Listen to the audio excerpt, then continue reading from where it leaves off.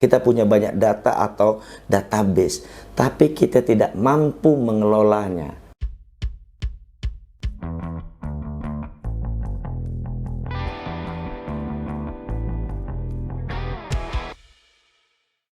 Hari yang baik dan berkah bagi kita semua.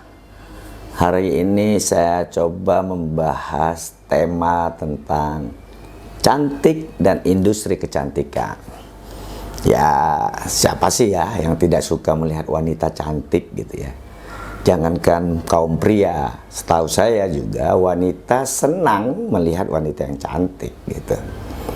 Dan ketika kita bicara cantik, maka tentunya ini tidak terlepas dari keinginan tadi, karena banyak yang suka melihat wanita yang cantik. Jadi ada demand untuk kecantikan itu sendiri, yang akhirnya memunculkan industri kecantikan.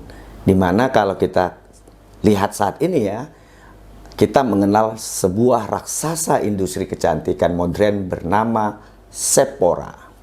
Sebuah perusahaan industri kecantikan yang mempekerjakan lebih dari 36.000 tenaga kerja dan menjual lebih dari 250 merek produk kecantikan.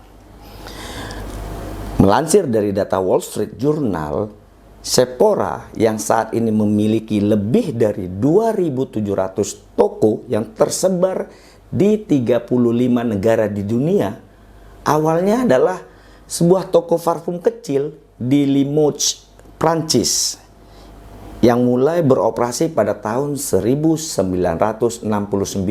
Jadi udah cukup lama sebenarnya gitu. Jadi dan hanya toko parfum kecil biasa dulu gitu, di sebuah kota kecil lah di Prancis. Lalu tahun 1997 pendiri Sephora ini yang bernama Dominique Mandonneau menjual Sephora kepada konglomerat retail mewah. Mungkin teman-teman juga sering mendengarnya, yaitu LVMH. Hal inilah yang menjadikan Sephora secara signifikan dan cepat merespon tren pasar. Ya salah satunya karena apa? Banyak produk kecantikan yang terkenal yang dijual di Sephora adalah produk dari LVMH. Lalu pada Desember 2020, Sephora menjalin kerjasama dengan Kohl's, di mana Sephora dalam perjanjian tersebut ya dapat mengoperasikan 850 tokonya di jejaring Kohl's hingga nanti tahun depan 2023.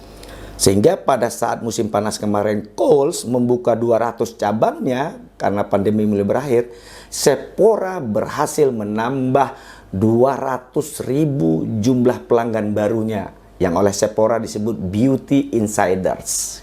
Bayangkan, dalam waktu singkat itu 200.000 pelanggan baru didapat oleh Sephora. Nah, kenapa Sephora menjadi fenomenal di industri kecantikan? Karena Sephora berhasil menerapkan strategi baru dalam industri kecantikan. Salah satunya adalah jika dahulu produk kecantikan itu dijual dengan cara-cara konvensional, seperti penjual itu berdiri dari sebuah produk counter produk kecantikan gitu ya, dan di belakangnya mungkin teman-teman pernah melihatnya biasanya dulu ya, ini ada toko gitu ya, terus ada counter meja kaca kayak toko-toko handphone gitu ya, isi pulsa. Nah, produk kecantikannya dijajakan situ, ada pelanggan datang membeli, dia udah si penjualnya ya melayaninya, mana yang mau dibeli dikasih, transaksi terjadi gitu. Nah, di sini pekerjanya mendapat apa? Komisi berdasarkan hasil penjualannya.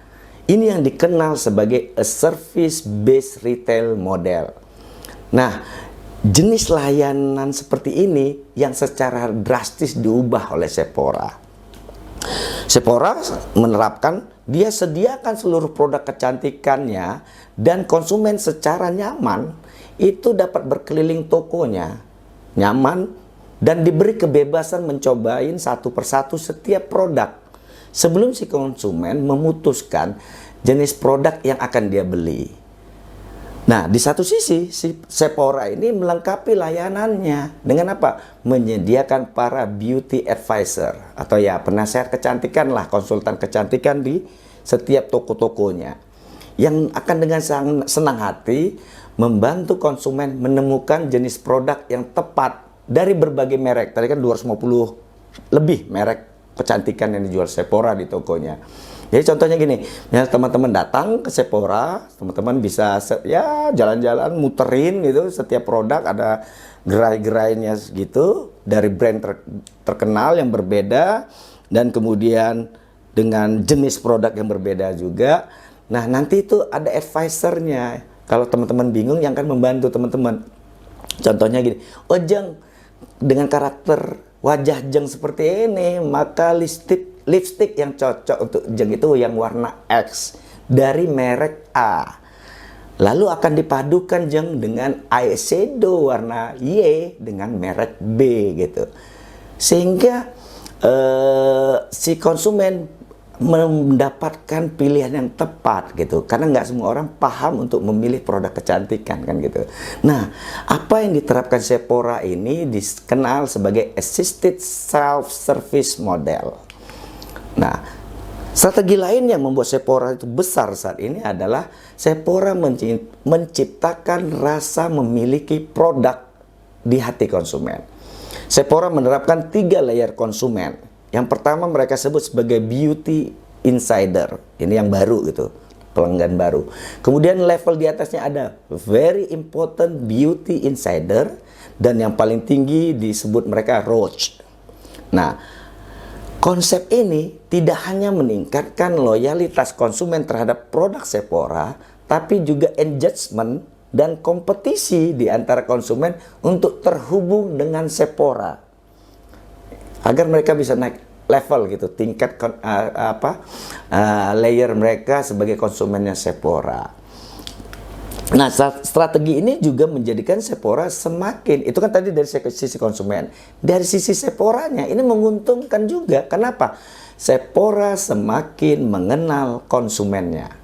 Sephora memiliki data profile setiap konsumennya, seperti jenis, tipe dan merek produk yang digemari oleh konsumennya atau sering dibeli oleh konsumennya. Nah, big data tersebutlah yang memudahkan Sephora untuk merancang rencana bisnisnya di masa depan, baik untuk 1 tahun ke depan, 2, 3, 5 tahun ke depannya. Karena dia udah tahu konsumennya senang apa dan berapa jumlah pembeliannya dalam setahun misalnya. Sehingga produksi dan penjualan mereka disesuaikan dengan data profil konsumen tadi.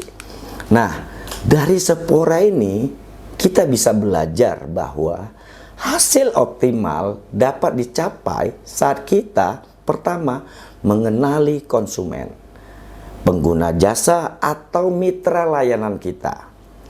Tentunya kalau kita harus mengenali konsumen atau mitra kerja kita, tentu kita harus lebih lagi mengenal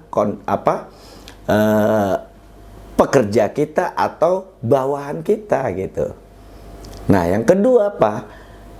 Sediakan banyak pilihan dan kemerdekaan serta kenyamanan bagi konsumen kita atau mitra kerja kita untuk memilih mana produk yang diinginkannya.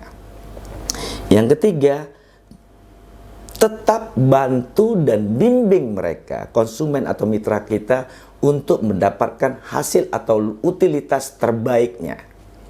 Dan yang keempat, kunci sukses keempat dari Sephora yang bisa kita pelajari adalah mengelola big data yang dimiliki. Ini yang sering kita luput. Kita punya banyak big data, kita punya banyak data atau database, tapi kita tidak mampu mengelolanya dan mengutilisasinya menjadi keuntungan bersama. Dan hal ini tidak hanya berlaku di sektor bisnis, tapi juga di sektor publik.